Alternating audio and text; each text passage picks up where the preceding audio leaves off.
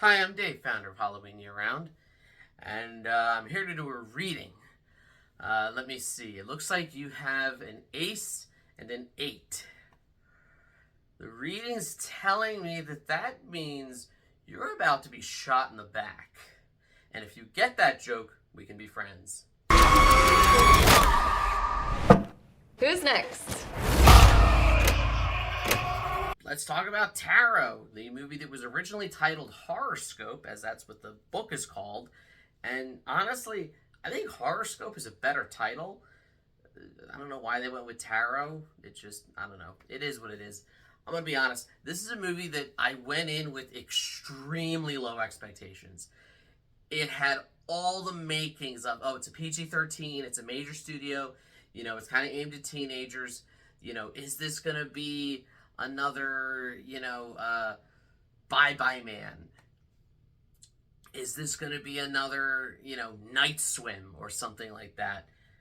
And I'm not saying it's a great movie. It definitely has some major issues, but going in with such low expectations, when it wound up being kind of decent at times, I was like, oh, that's a pleasant surprise. So, let's get into it. You have a group of college friends, they're all at this, this, I guess, Airbnb house. And one of them is really into tarot cards. They find a very old, pack of them in the basement. Rule number 1 of horror movies, don't go in creepy basements. Have you learned nothing? And she does readings for everybody. And then, long story short, they all end up dying in ways that kind of, incorporate what their readings were, because it was based on their horoscopes. And when you do horoscopes with tarot, it's like the most powerful thing. I don't know if that's actually part of the mythos behind tarot. Full disclosure, when it comes to tarot cards and horoscopes and just astrology at large, I'm very much a skeptic. I'm pretty much a skeptic about anything religious, supernatural, spiritual. I'm not saying for a fact that it's not real. I don't think that you can't prove a negative, so I can't definitively say, oh, well, it's not real. I'm unable to make that claim. I just don't believe that there is sufficient evidence to claim that it is real. I am open to anything. If I ever saw a ghost, I'd be the first one to be like, yep, I saw that, I haven't seen it yet. So, just, the reason I bring that up is just, I'm going into this movie just looking at it as a movie. And as a movie, like I said, it was better than I was expecting it to be.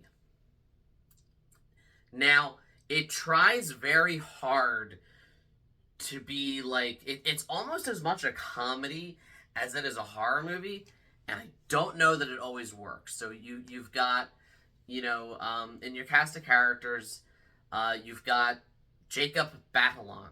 I think I'm saying that right. You probably know him as Peter Parker's best friend Ned in the MCU Spider-Man movies. He's very much like a comic relief character. He's always cracking jokes. Not always at a time that it feels like the tone is right for the movie to be making jokes, and that's why I feel like this movie was probably went through a lot of different script revisions, because if it had committed to the humor a little bit more, I think this could have been a very good, horror satire. Not quite parody, but satire. And if you dialed the jokes back a little bit, I think it would have fit the overall tone better, because it jumps back and forth between, we want to take this seriously, we want to be creepy and scary, and here's a funny joke in the exact same scene. And I felt like it kind of took away a little bit from it. Story-wise, yeah, it's a little derivative of things like The Ring. Oh, we all did this thing together, and now we're all gonna die. Final Destination, except minus the really contrived, fun, convoluted ways death kills people. Because here, it's just whatever their tower reading was, this evil spirit kind of shows up and kills them in that way. But that's where it gets kind of interesting, in that the kills kind of recreate what was on the tarot cards, and you get some really, really interesting and genuinely creepy visuals to go with it. And it's here that I'm like, I think the PG-13 rating's actually holding it back. And I say that, I'm not one of those people who's like, oh, PG-13 horror is terrible. There's no good PG-13 horror movie. Yes, there are good PG-13 horror movies, like The Ring, like Insidious, like Poltergeist.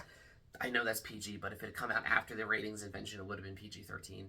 So I think that when the movie, you can do a good, creepy, supernatural horror movie that's PG-13. But if you're doing a movie that is kind of a slasher in the sense that you have a group of people being picked off one at a time, I think it holds it back because, not to get into spoilers, but you have different kills where the spirit is showing up as a magician, sawing people in half, and it's like you don't see much, and he's just sawing, and you're like, well, shouldn't he have cut into that person's flesh by now? And it's like that would have made such a gruesome scene that I think would have added to the terror if you had shown, oh, here's a person getting sliced in half. Or, there's a scene that involves the tarot card with all the swords in the person's back. Or, one time he shows up dressed as a jester, and it's really freaking creepy. So you had the ingredients here that I think if you had dialed the humor back just a little bit, and if you had dialed the blood and gore just a little bit up and not been afraid of an R rating, I think, again, the movie's derivative. There's no, that this was never going to be like best horror movie of the year. But if you had done those things, I think it could have been a pretty good horror movie, and it settles for being an okay horror movie. I didn't hate it. It didn't frustrate me and bore me the way that Night Swim did. It felt like there was actual kind of creativity and passion put into this. And, come to think of it, there's not a whole lot of horror movies that deal directly with tarot cards. So that's like a cool concept, and to kind of introduce this element of like the evil, vengeful spirit and its backstory, and just the visual creativity of how it kills people. There were ingredients here that it could have been a better movie.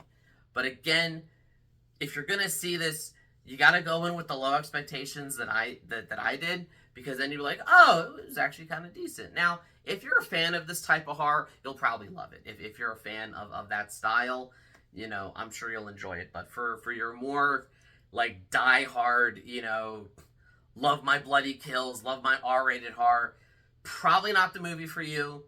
But I'm not in any rush to see it again, but I'm glad I saw it once. I'm glad that I had that experience, and I did enjoy it for what it was. But hey, these are just my thoughts. Let me know what you thought. Did you see Tarot? What did you think of it? Let me know in the comments. Like, share, subscribe, all the YouTube stuff. If you don't, you may end up being stalked by a supernatural spirit that wants to kill you in a way that looks like a tarot card that is very, very bloody and horrific for you, but very visually creative for the audience. And as always, every day is Halloween.